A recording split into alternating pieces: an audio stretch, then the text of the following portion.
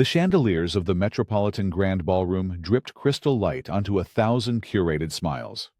It was the annual Vanguard Charity Gala, the apex of New York's philanthropic season, where fortunes were pledged on linen tablecloths and reputations were polished to a blinding sheen.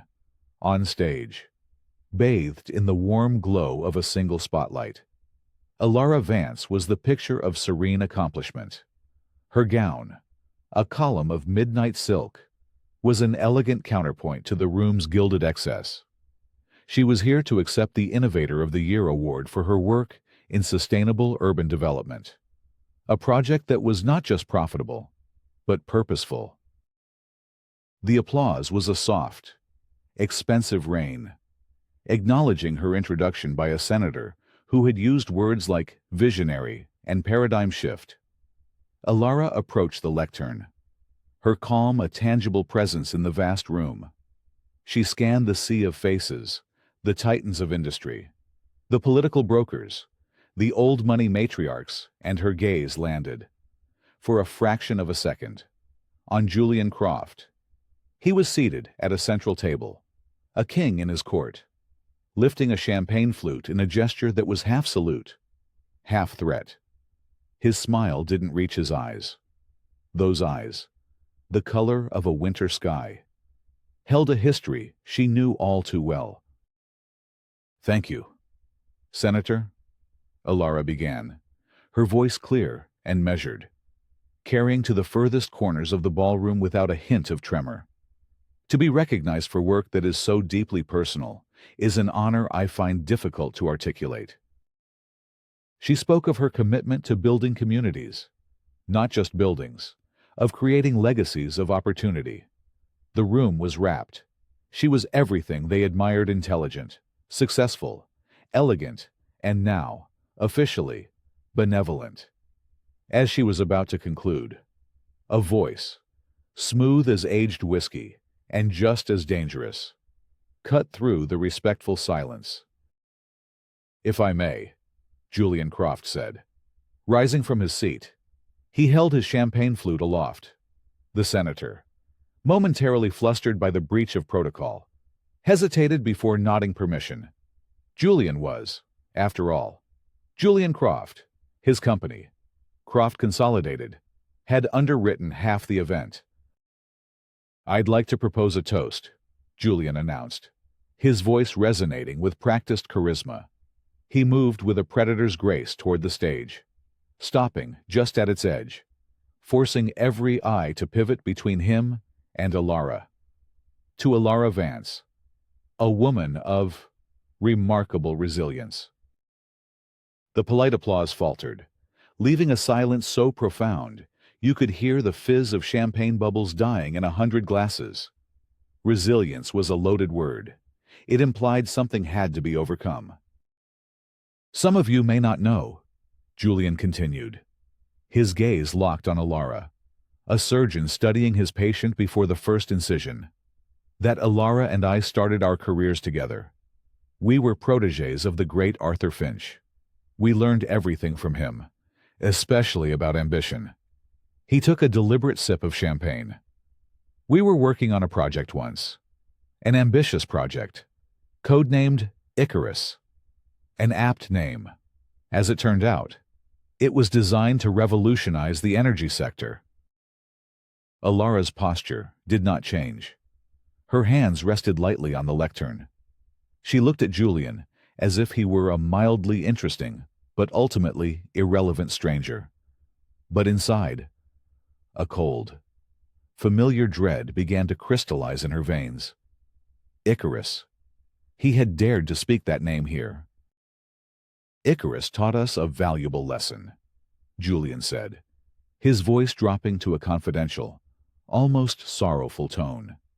"It taught us that even the most brilliant wings can melt when you fly too close to the sun.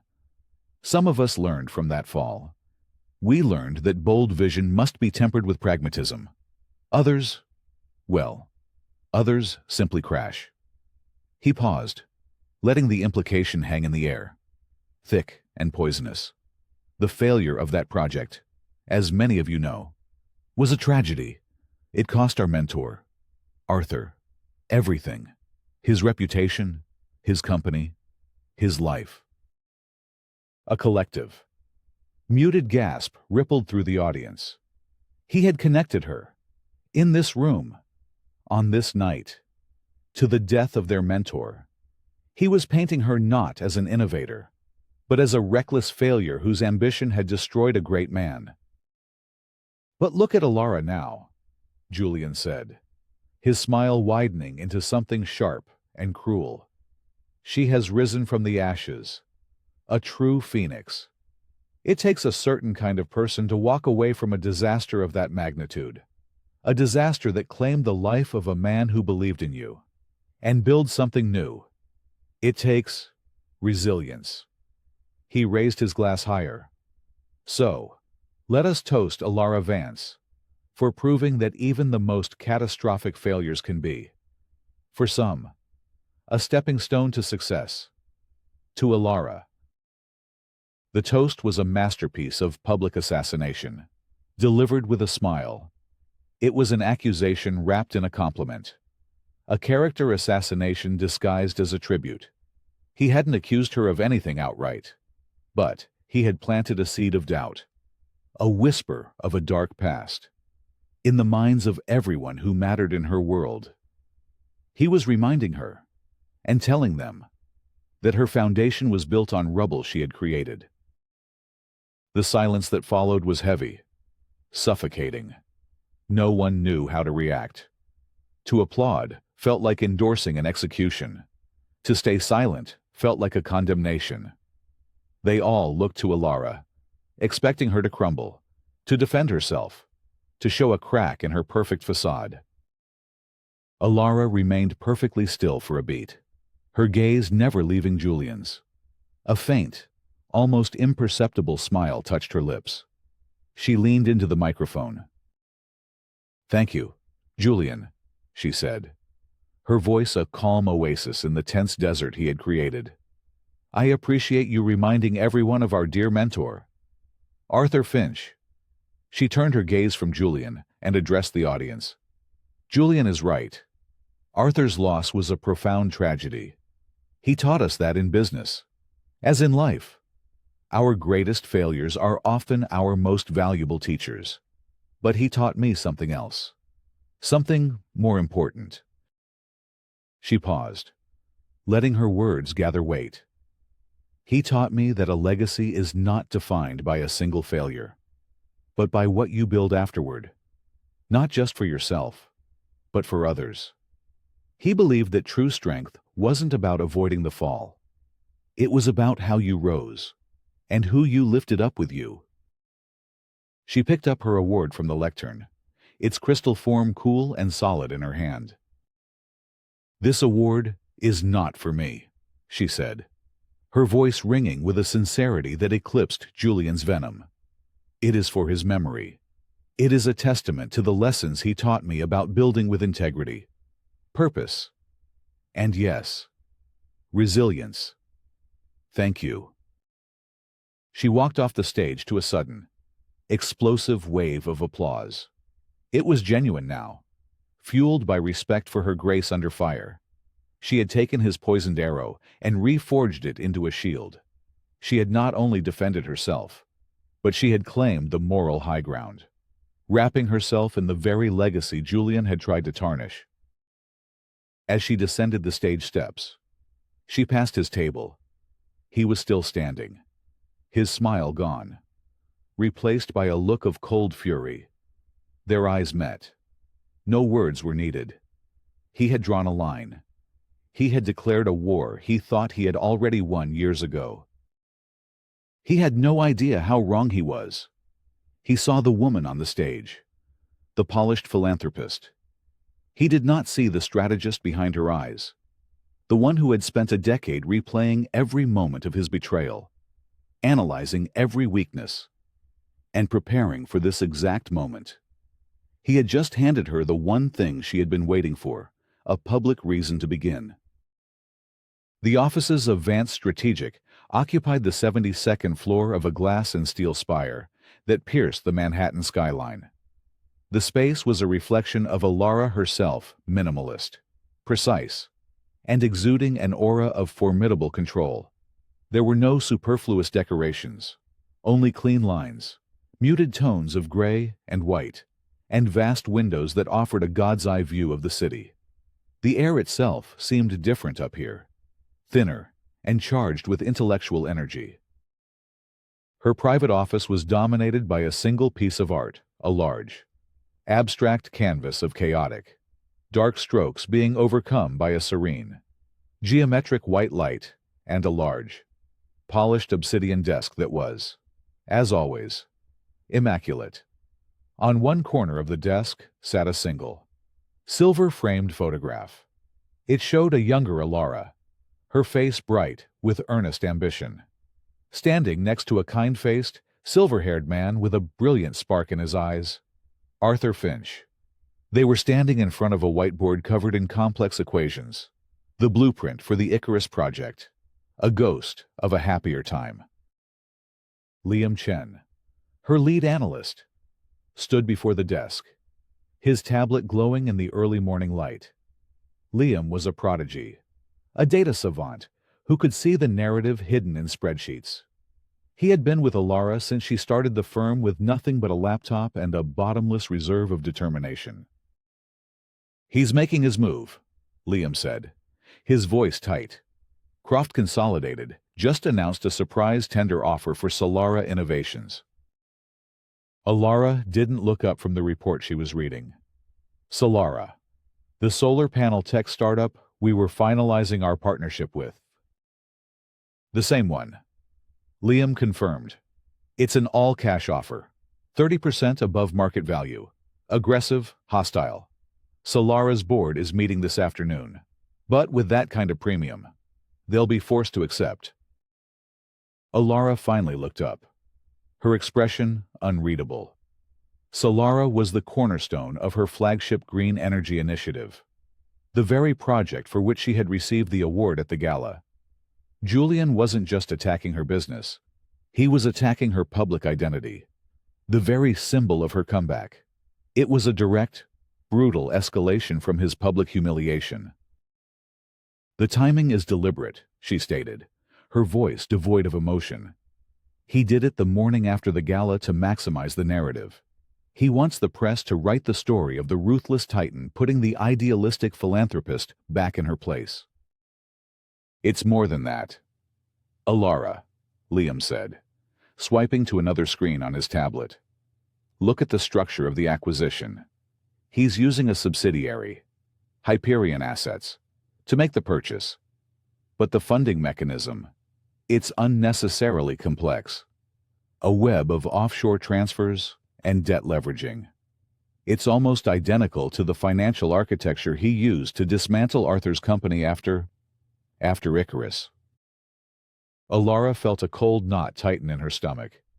It was his signature, a calling card left at a crime scene. He wasn't just trying to beat her, he was trying to relive his victory, to force her to watch the same play unfold, with the same tragic ending. For a decade, she had been haunted by a recurring nightmare: the final meeting for Icarus, the sterile boardroom, the smell of burnt coffee, the accusatory stares of the investors. Julian, standing beside her, presenting the final data, and the sickening, slow-dawning realization that the numbers he was showing, the numbers that proved catastrophic failure, were not the numbers she had given him. He had altered them. He had framed her, using her own ambition and trust as the bars of her cage. The project collapsed, taking Arthur with it. The nightmare always ended with Arthur turning to her, his face not angry, but filled with a devastating disappointment that was worse than any rage. She pushed the memory away. Now was not the time for ghosts. Now was the time for strategy. "Maya," Alara said into her intercom. "In my office. Now."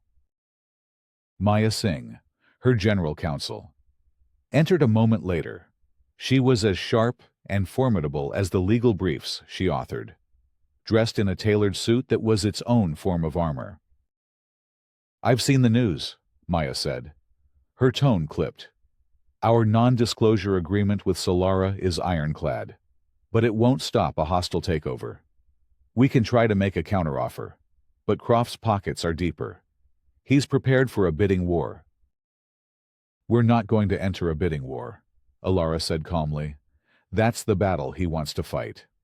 We're going to fight a different one. She turned to Liam. I want to know everything about Croft Consolidated supply chain. Specifically, their cobalt sourcing for their battery division. I want to know every mine, every middleman, every transport ledger. Dig deep. Liam nodded, his eyes already alight with the challenge. On it. Alara then turned to Maya. I want you to look at Croft's acquisition of a company called Argent Labs 5 years ago. It was a small biotech firm. The deal was barely reported. But I remember Arthur was consulting for them before I want to know why Julian bought it, and what patents he acquired. Consider it done, Maya said. As they left, Alara swiveled her chair to face the window. The city sprawled below her, a complex machine of ambition and capital. Julian thought this was a simple corporate skirmish. He thought he could break her by taking away her latest project, by reminding her of her greatest failure. He was wrong. The Icarus project hadn't broken her. It had forged her. For 10 years, she had been studying her enemy, learning his habits, his strategies, his vulnerabilities. She had built her company, not just as a business, but as a weapon. A weapon she had kept sheathed, waiting. Julian's sabotage of her Solara deal was not just an attack. It was the inciting incident. It was the direct parallel to his past betrayal. The final piece of justification she needed to unleash a war she had been meticulously planning for a decade. He had just made the gravest mistake of his life. He had reminded the survivor that she had not forgotten how to fight. Alara's first countermove was a surgical strike, designed to be swift and debilitating. Liam's deep dive into Croft Consolidated supply chain had unearthed a critical vulnerability, a single, obscure shipping port in Southeast Asia, through which nearly 70% of their ethically questionable cobalt passed before being laundered through a series of shell corporations. Cutting off that choke point would paralyze their battery division, a major profit center. Working with Maya, Alara structured a plan, using a discreet third-party investment vehicle. Vance Strategic acquired a controlling interest in the port's management company. The move was executed over 72 hours of furious, around-the-clock trading through international markets, a masterpiece of financial stealth. The morning the deal closed, Alara gave the order. A new logistics and ethics review was initiated at the port, immediately halting all shipments of unrefined minerals. Croft's cobalt supply was severed at the root. The financial media was baffled. They reported on the strange, sudden acquisition and the subsequent operational gridlock. But no one connected it to the quiet feud brewing in New York. Alara watched the fallout from her office. Croft Consolidated stock wobbled, then dipped 3% as news of the supply chain disruption hit the trading floor. It was a small wound, but it was bleeding. She expected Julian to be enraged, to be caught off guard. She had underestimated his paranoia. 2 days later, the headline of the Wall Street Sentinel sent a shockwave through her office. Croft Consolidated announces bold pivot to synthetic cobalt, securing exclusive partnership with tech giant Omnicorp. Liam burst into her office, his face pale. He knew, he said, his voice barely a whisper. He must have known. This Omnicorp deal, it's been in the works for months. He has a new, clean, and cheaper supply source. Our move at the port, he used it.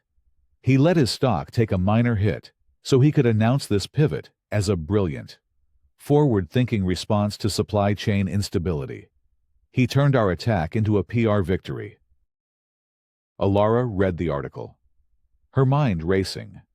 Julian hadn't just anticipated her move. He had set a trap. He had likely been aware of the vulnerability at the port for some time, and had been preparing this Omnicorp deal as a contingency by attacking. Alara had given him the perfect pretext to execute his plan. Croft Consolidated's stock, which had dipped, roared back, gaining 10 points. Vance Strategic, on the other hand, was now tied to a port facility that was losing money every hour. The Sentinel article even included a quote from an anonymous source, speculating that a less experienced rival had attempted a clumsy and ill-informed attack on Croft, only to be outmaneuvered. The public setback was humiliating. The financial community saw it as an amateurish misstep. Alara had tried to land a punch, and Julian had used her momentum to throw her to the mat. She felt a cold echo of the Icarus failure, the sickening feeling of being outplayed, of her own strategy being turned against her. She locked herself in her office for an hour, the silence broken only by the hum of the city far below. Julian was not the same man she had known a decade ago. He was more cunning, more insulated. A direct financial assault was futile. He had layers of armor, decoys, and traps.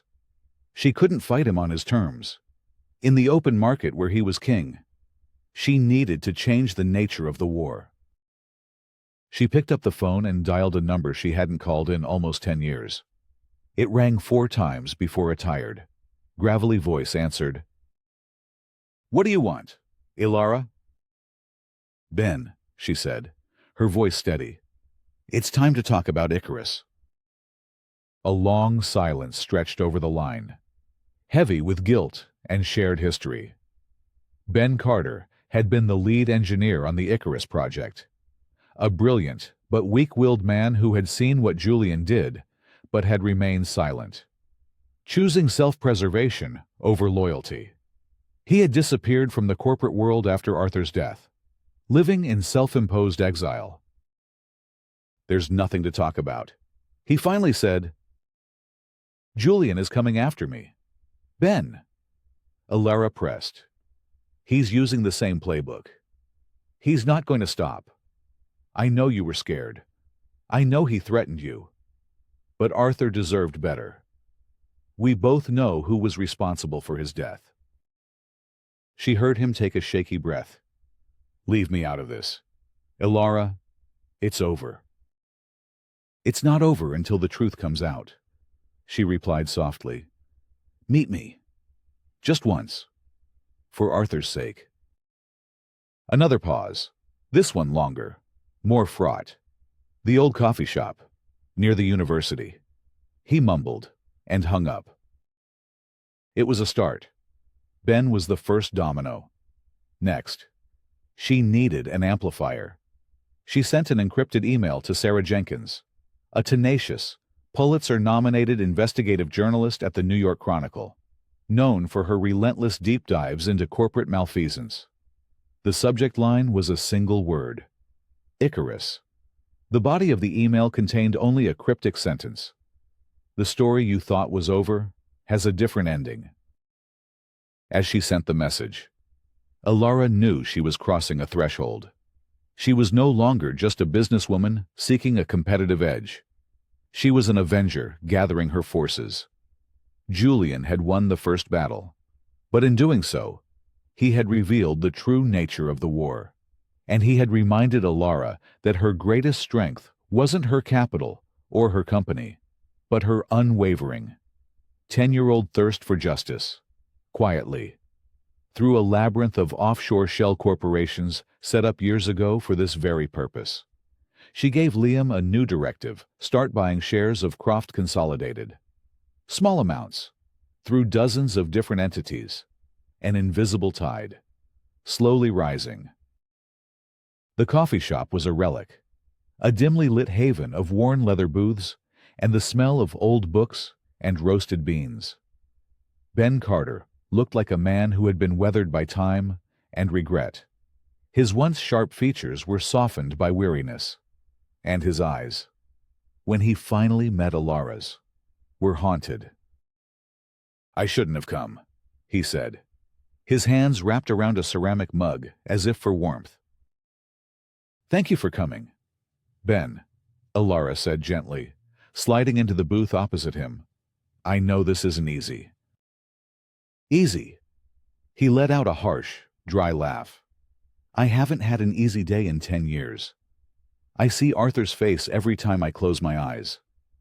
I see what Julian did. Then help me, Alara urged. Help me make it right. Ben shook his head, staring into his coffee. You don't understand what Julian is capable of. After the Icarus Review Board cleared him and blamed you, he came to me. He told me he knew I saw him alter the final data logs. He didn't threaten my career. He showed me pictures of my daughter at her school playground. He told me what a tragedy it would be if she had an accident. He owns people. Alara, judges, regulators, journalists. He's not a man. He's an institution. That's why I need you. Ben, I can protect you now. I have resources he doesn't know about. She leaned forward, her voice dropping to an intense whisper. He's repeating his patterns. The way he's structured his latest acquisitions. It's a direct echo of how he financially dismantled Arthur's company. But there's a piece I'm missing. There was always a part of the Icarus collapse that didn't make sense. Why was he so intent on not just discrediting the project, but utterly destroying Arthur's reputation? Ben was silent for a long time, his gaze distant. He seemed to be weighing a decade of fear against a lifetime of guilt. Finally, he reached into his worn messenger bag and pulled out a tarnished metal thumb drive. He slid it across the table. Arthur was working on something else, Ben said, his voice barely audible. Side research. It was the core of the Icarus technology, but on a much grander scale. A new method of energy storage. It was revolutionary, potentially the most valuable patent of the 21st century. He trusted Julian with the research, saw him as the son he never had. He tapped the thumb drive. After the Icarus project imploded and the company was in ruins, Julian used the chaos as cover. He fabricated documents, transferred the patents for that core technology into a shell company he controlled, Argent Labs. The name hit Alara like a physical blow. Argent Labs, the small biotech firm she had asked Maya to investigate. The entire foundation of Croft consolidated. Ben continued, his voice trembling with the weight of his confession. Everything he has built, his entire fortune, his empire, it's all built on Arthur's stolen work. The work Arthur died for. The truth settled in the small booth with the chilling finality of a tombstone. This was never just about a failed project or a corporate rivalry. It was about the original sin. Julian's entire life was a lie, built upon the grave of the man who had treated him like a son. His constant, obsessive need to humiliate and destroy Alara wasn't just about greed or ambition. It was about silencing the only other person who was there, the only one who could ever expose the foundational fraud of his existence. He wasn't trying to defeat a rival. He was trying to erase a witness. The fight was no longer for her reputation. It was for Arthur's legacy. This thumb drive, Ben said, his eyes pleading with her.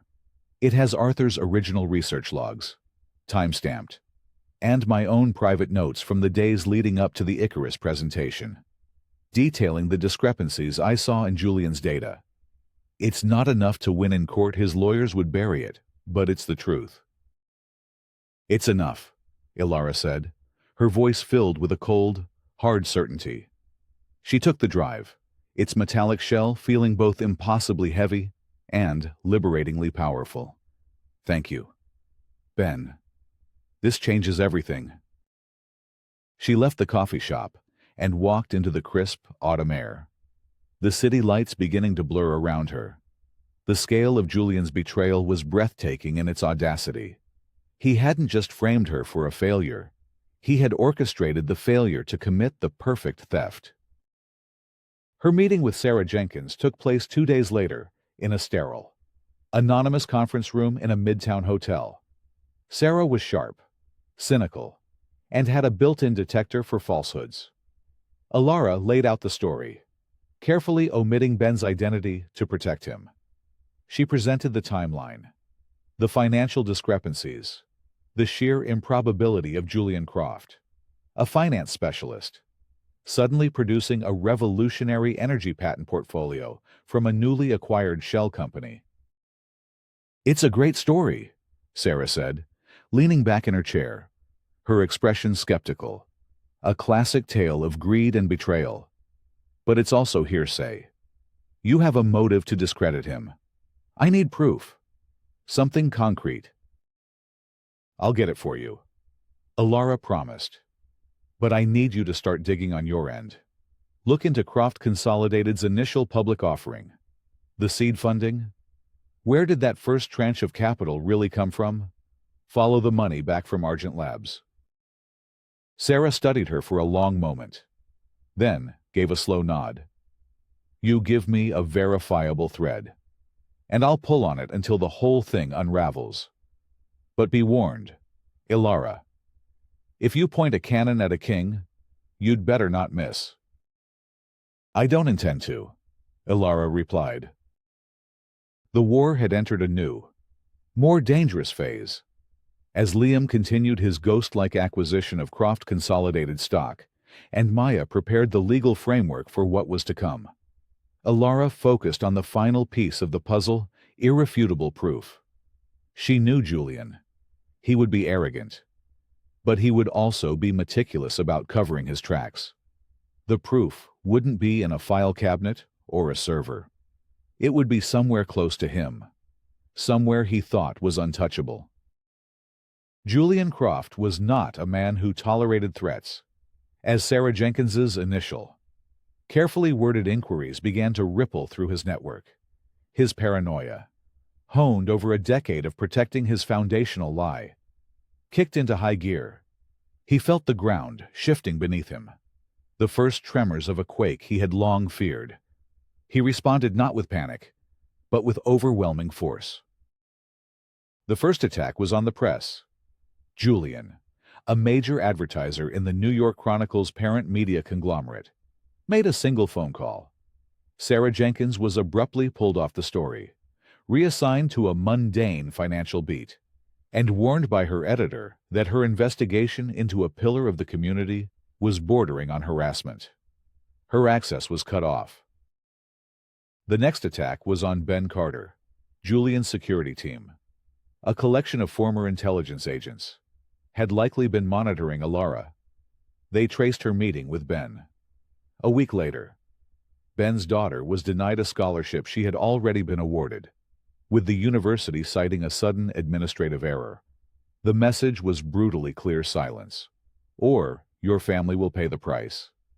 A terrified Ben called Alara, his voice a broken whisper, telling her he couldn't help anymore. The final assault was on Alara herself. Julian's legal team filed a barrage of frivolous lawsuits against Vance Strategic, alleging everything from intellectual property theft to unfair business practices.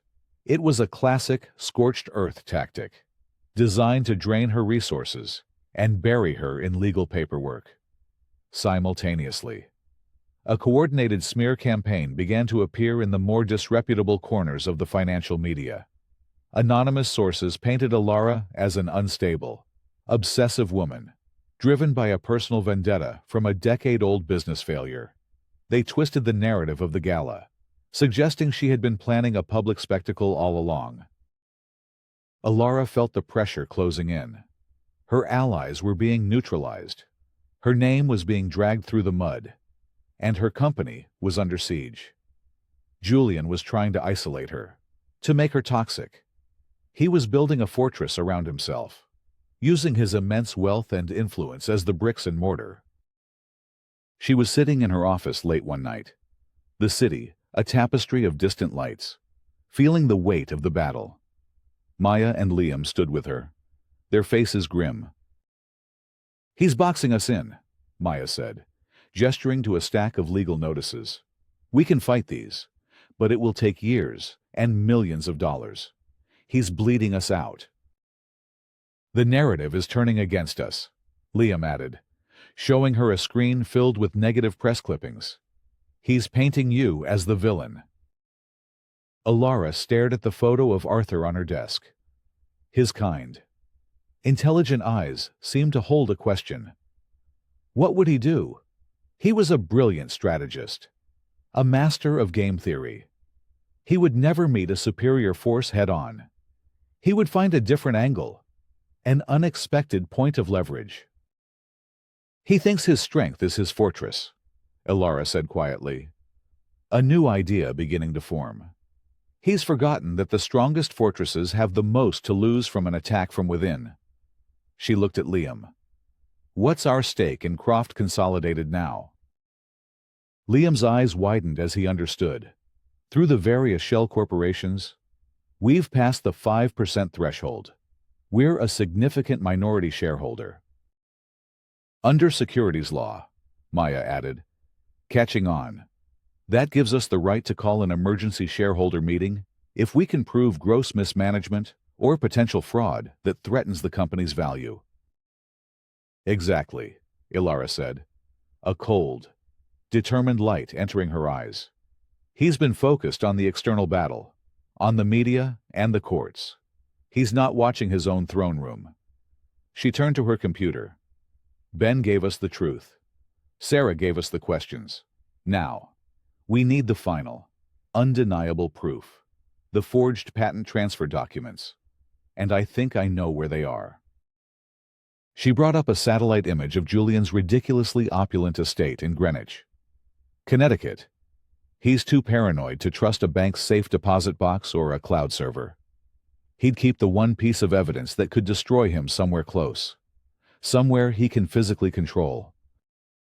Her plan was audacious, bordering on impossible. She needed to get inside Julian's private office in his home, but she wouldn't be breaking in. Julian's ego would be the key. Vance Strategic, in its capacity as a minority shareholder, would officially request a high-level meeting to discuss the supply chain vulnerabilities that had recently impacted the stock. She would request the meeting take place at his estate, a gesture of deference she knew his vanity wouldn't allow him to refuse. She would be the Trojan horse. And while she kept him occupied, a covert specialist Maya knew from a previous, very discreet corporate espionage case would infiltrate the house and access his office. It was a gamble of epic proportions. If they were caught, it would mean criminal charges, the end of her company, and her complete and utter ruin. But looking at Arthur's picture, Alara knew it was the only way. Julian had left her no other choice. He had sealed all the conventional doors, forcing her to kick down the last one. The war for Arthur's legacy was about to come to a head, not in a boardroom, but in the heart of the enemy's own fortress.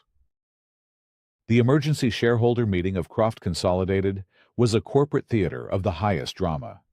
Ilara had successfully used Liam's data and Maya's legal maneuvering to prove to the board that Julian's recent erratic actions, the hostile takeover of Solara, the sudden Omnicorp deal, the barrage of lawsuits constituted a pattern of reckless behavior that endangered shareholder value. The board, cowed by Julian for years, but now spooked by the prospect of SEC investigations, had reluctantly agreed.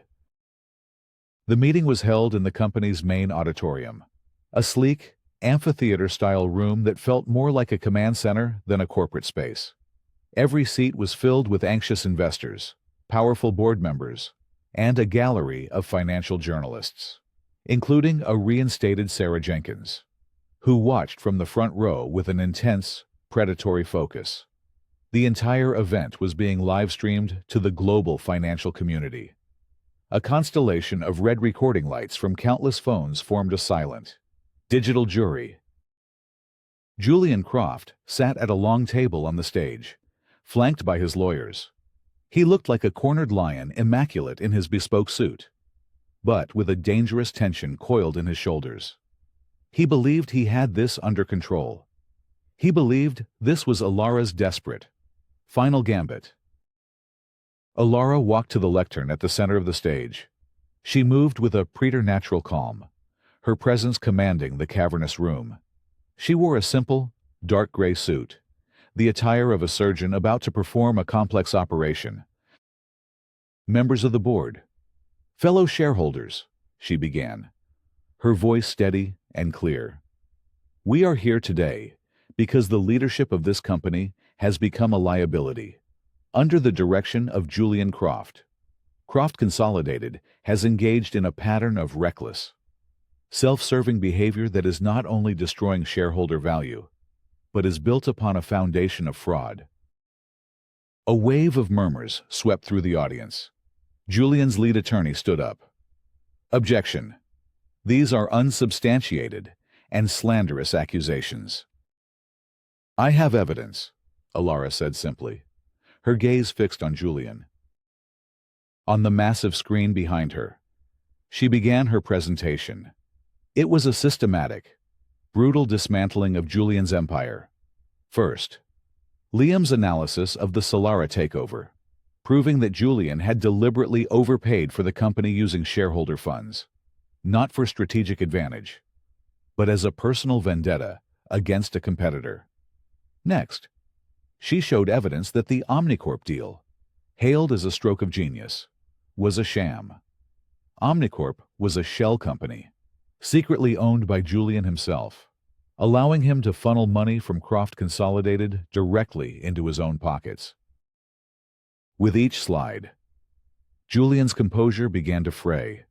The color drained from his face as he watched his carefully constructed deceptions being exposed to the world in real time. He whispered furiously to his lawyers, who could only shake their heads, powerless against the mountain of documented proof. "But these financial crimes," Alara continued, her voice dropping, drawing the audience in, "are merely symptoms of a much deeper corruption, a corruption that goes back to the very founding of this company." She then told the story of Icarus. She told them about Arthur Finch, the brilliant mentor. She told them about the revolutionary energy technology he had created, and she told them how, in the wake of a tragedy he himself had engineered, Julian Croft had stolen that technology and built his empire upon it. "This is a fantasy," Julian roared, finally losing his control and leaping to his feet. A bitter, delusional story from a woman who could never accept her own failure. "Is it?" Julian Alara asked softly. "Then perhaps you can explain this." On the screen appeared Arthur Finch's original research logs, recovered from Ben Carter's thumb drive, their timestamps predating the existence of Argent Labs by 2 years. Julian stared at the screen, his breathing ragged. He was trapped. He was losing. In a desperate move, he reached for the one weapon he believed could save him, the one he thought would shatter Alara's moral authority. "You want to talk about Arthur?" he sneered, pulling a worn, folded piece of paper from his jacket pocket. "Let's talk about what Arthur really thought. He left a letter.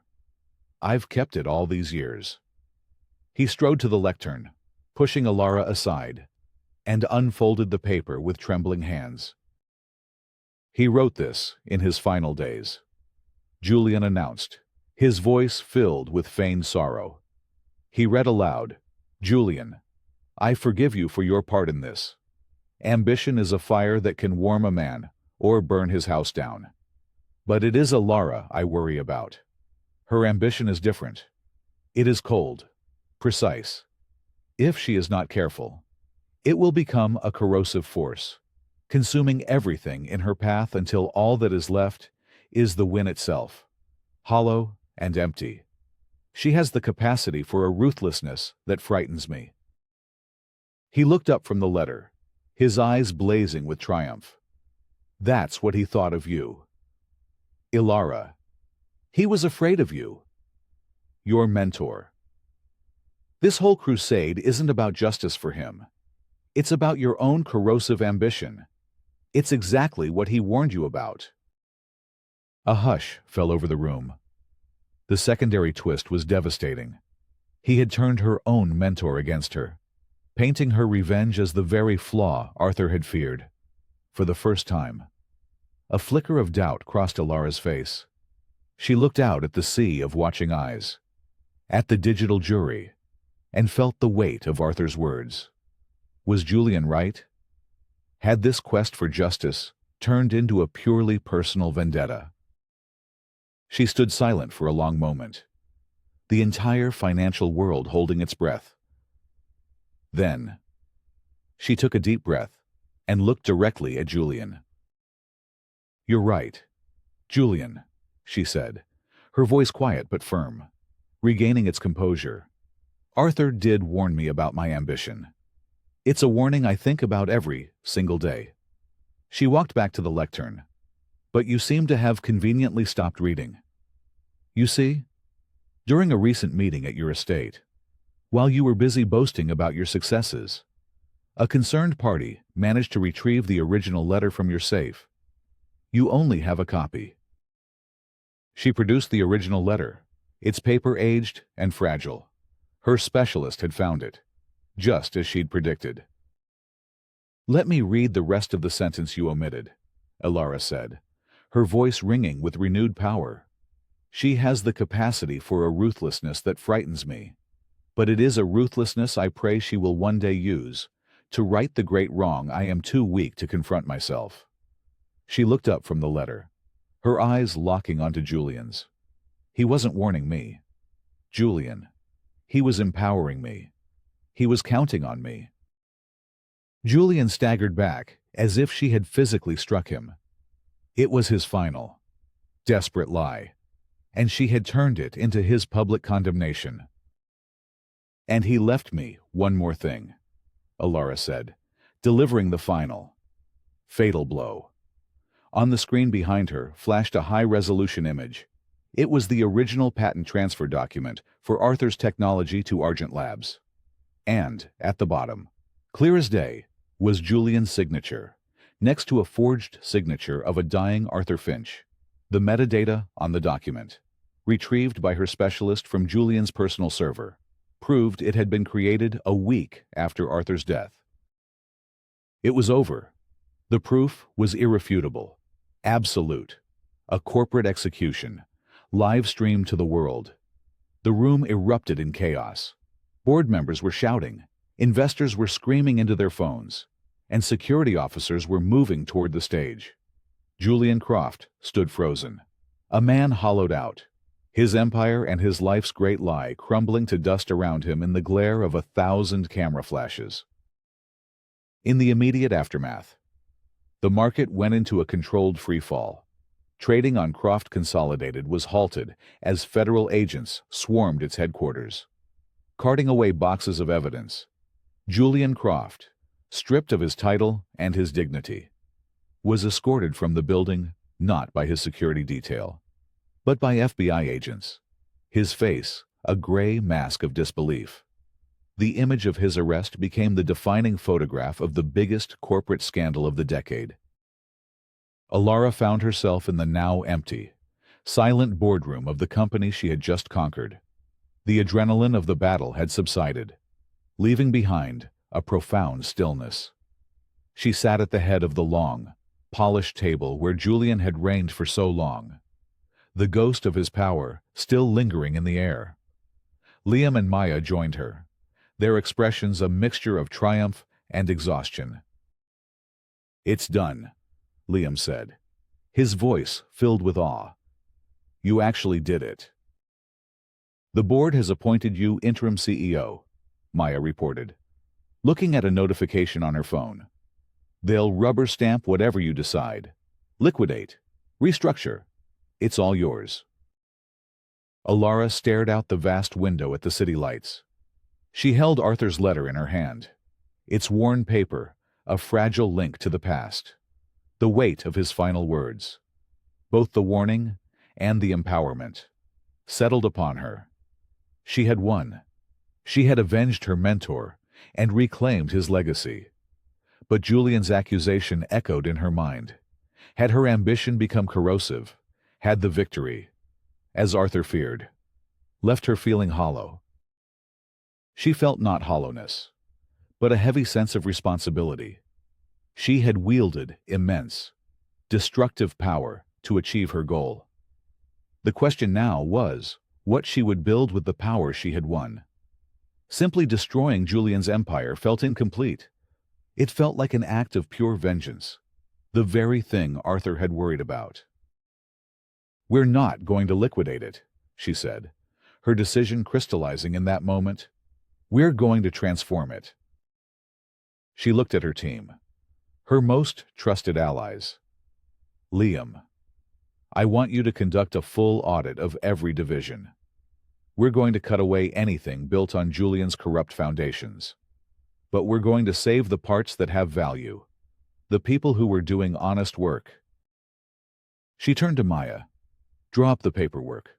We're rebranding the entire corporation, and its new primary mission will not be profit." The weeks that followed were a whirlwind of controlled deconstruction and purposeful rebuilding.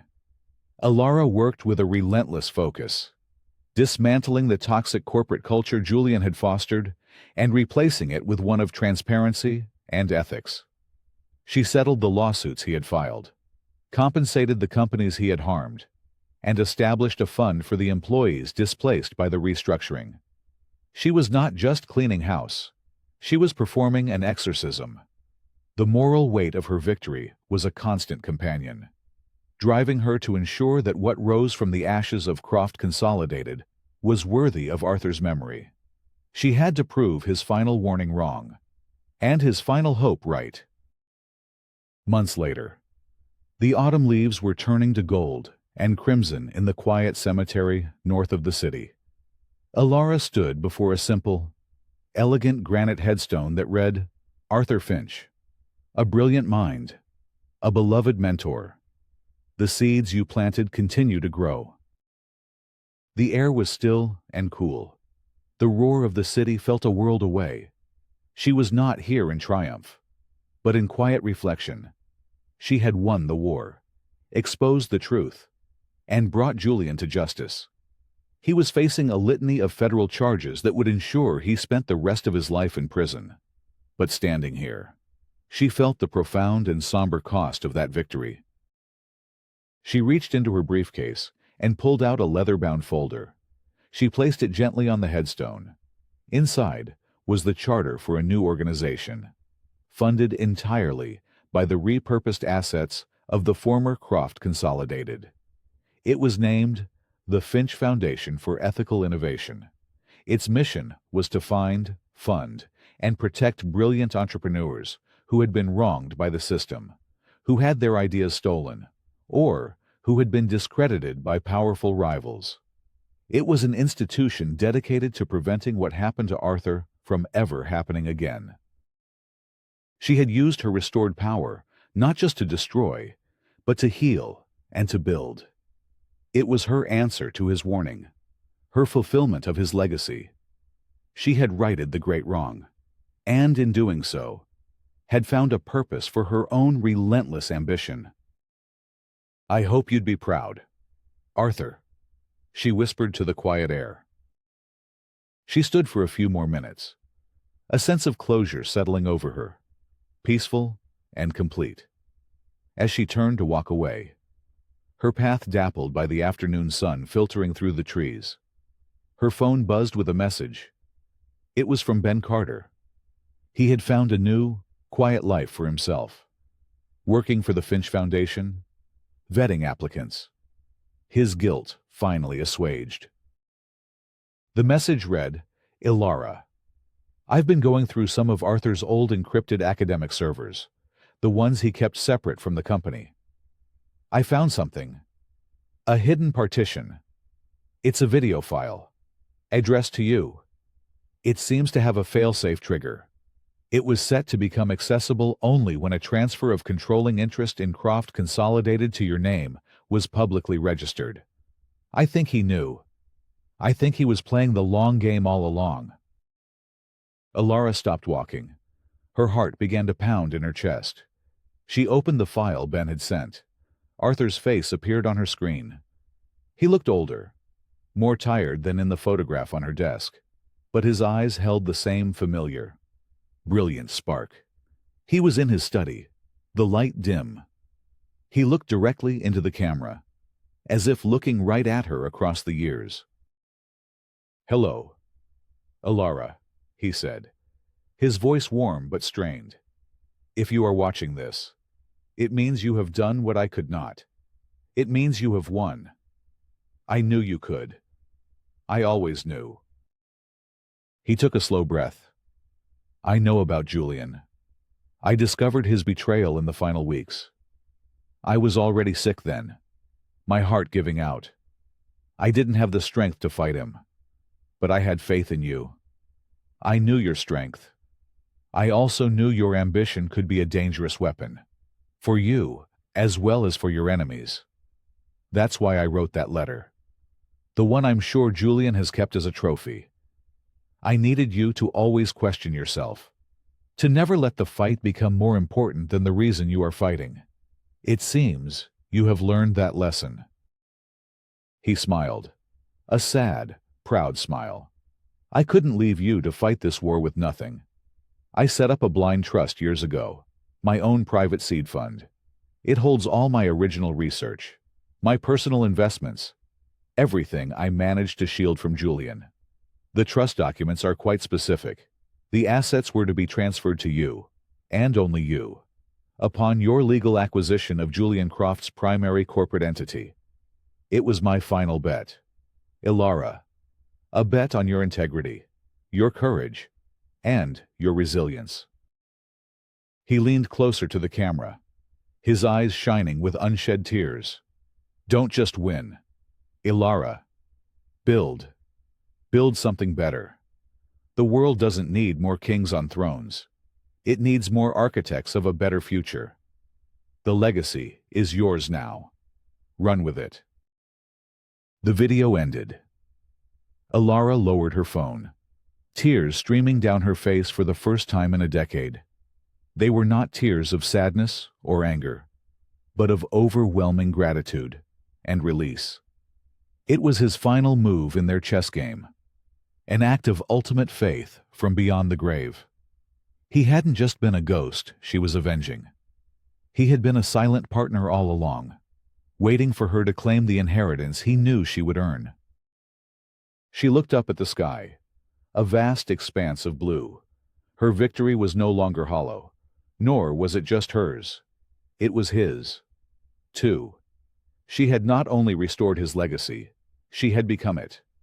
A new chapter was beginning, not of revenge, but of rebirth, built on a foundation of justice, truth, and a mentor's undying belief.